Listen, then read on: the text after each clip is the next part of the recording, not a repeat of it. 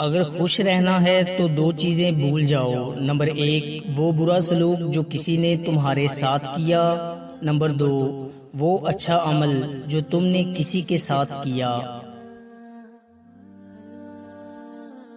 دنیا کی ساری مشکلات حل ہو سکتی ہیں اگر ہم ایک دوسرے کی باتیں کرنے کی بجائے ایک دوسرے سے باتیں کریں۔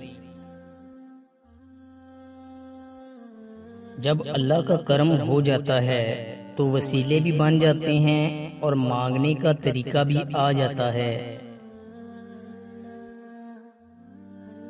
منزلیں نہ بھی ملیں تو راستے بہت کچھ سکھا دیتے ہیں۔ ایک انسان اگر کچھ بھی سوچ سکتا ہے تو وہ اس کو حاصل بھی کر سکتا ہے۔ لوگوں کو بیوقوف بنانے سے کہیں زیادہ مشکل کام لوگوں کو اس بات پر قائل کرنا ہے کہ وہ بیوقوف بنائے جا رہے ہیں۔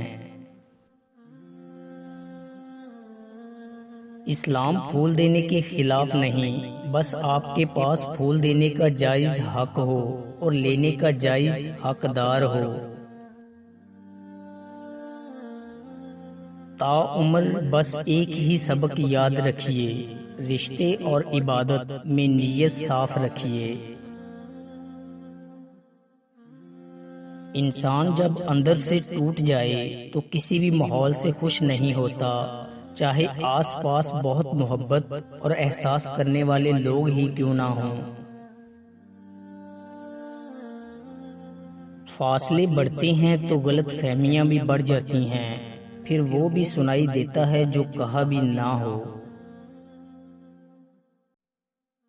حضرت علی رضی اللہ تعالی عنہ نے فرمایا، جس کو تم سے سچی محبت ہوگی وہ تم کو فضول اور ناجائز کاموں سے روکے گا۔ لامحدود تمنائیں محدود زندگی کو اجیرن بنا دیتی ہیں۔ اگر لوگ آپ سے دوری اختیار کر رہے ہیں تو انہیں کرنے دیجیے، کیونکہ آپ کی تقدیر، قسمت، وقت اور زندگی کی ڈور کسی کے چھوڑ جانے کی محتاج نہیں ہے۔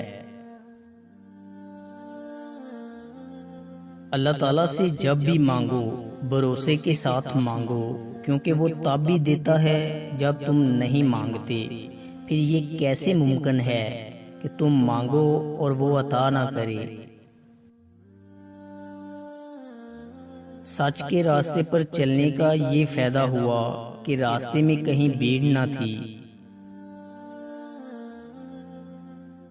دوستو، امید کرتا ہوں کہ آپ کو ہماری ویڈیو اچھی لگی ہوگی۔ اگر آپ کو ہماری ویڈیو اچھی لگی ہے تو لائک کیجئے اور مزید اچھی ویڈیوز کے لیے ہمارے چینل میکس ہیپینس کو سبسکرائب کر لیں۔ شکریہ۔